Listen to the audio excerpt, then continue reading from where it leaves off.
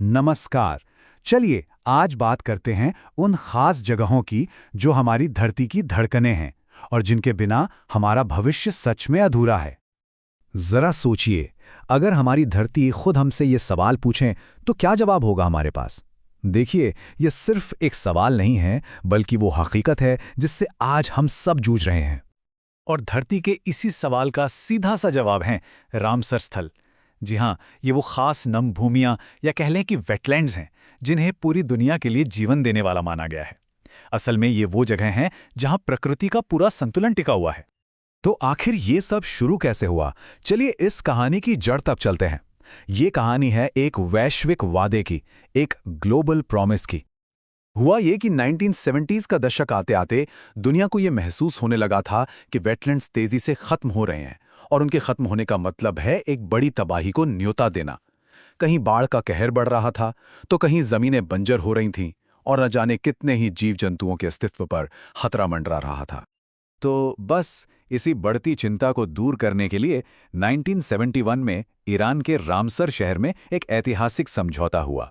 ये एक ऐसा आंदोलन था जो धीरे धीरे पूरी दुनिया में फैला, और 1982 में भारत भी इस जरूरी मिशन का हिस्सा बन गया। इस कन्वेंशन का मकसद देखा जाए तो बहुत सीधा और साफ था: दुनिया की सभी वेटलैंड्स को बचाना और ये पक्का करना कि उनका इस्तेमाल समझदारी से हो, ताकि वे आने वाली पीढ़ियों के लिए भी जिंदा रहें। अब जरा अपने देश भारत की बात करते हैं। एक ऐसा देश जहां नदियां सिर्फ पानी का बहाव नहीं, बल्कि हमारी सभ्यताएं हैं, और झीलें हमारी संस्कृति का आईना। आज की तारीख तक भारत में कुल 96 रामसर स्थल हैं, और ये नंबर अपने आप में एक कहानी कहता है। क्योंकि सोचिए, 2014 में ये गिनती सिर्फ 26 थी। मतलब ये दिखाता है कि भारत पर्यावरण को बचाने के लिए कितना गंभीर है। चलिए भारत के कुछ खास रामसर साइट्स पर एक नजर डालते हैं। हमारे सबसे पहले रामसर स्थल थे ओडिशा की मशहूर चिल्का झील और राजस्थान का केवलादेव पार्क। वहीं सबसे बड़ा स्थल है पश्चिम बंगाल का सुंदरबन। और अगर बात करें कि सबसे ज्यादा साइट्स कहाँ हैं, तो वो हैं तमिलनाडु में। अच्छा, अब इस कहानी को थोड़ा और करीब से देखते हैं और चलते हैं बिहार।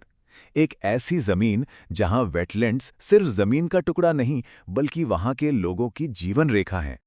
बिहार जैसे राज्य के लिए, जहां बाढ़ एक लगातार बनी रहने वाली चुनौती है, ये वेटलैंड्स एक कुदरती सुरक्षा कवच की तरह काम करते हैं। ये बाढ़ का पानी सोख लेते हैं, लाखों लोगों को रोजगार देते हैं, और हजारों मील दूर से आने वाले प्रवासी पक्षियों का घर बनते हैं। और यहाँ एक बहुत बड़ी और अच्छी खबर है। बिहार में अब कुल 6 रामसर स्थल हो गए हैं। ये राज्य के पर्यावरण के लिए एक बहुत बहुत बड़ी कामयाबी है। देखिए, 2020 तक बिहार के पास सिर्फ एक ही रामसर स्थल था, बेगूसराय की मशहूर कांवर झील। लेकिन हाल ही में राज्य ने इस दिशा में एक जबरदस्त छलांग लगाई है। ये हैं वो 3 नए सितारे जिन्हें हाल ही में रामसर लिस्ट में शामिल किया गया है। बक्सर में गोकुल जलाशय, पश्चिमी चंपारण में उदयपुर झील और कटिहार में गोगा बील झील।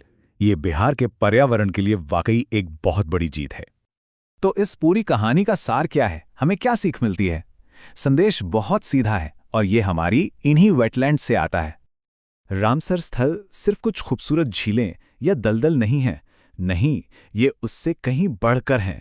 ये हमारी जल सुरक्षा की, हमारी वाटर सिक्योरिटी की रीढ़ हैं।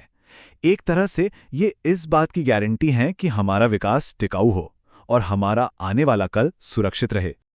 और आखिर में बस यही एक बात गांठ बांध लेनी है: इन वेटलैंड्स को बचाना असल में अपने भविष्य को बचाने जैसा है, क्योंकि अगर पानी है तभी कल है।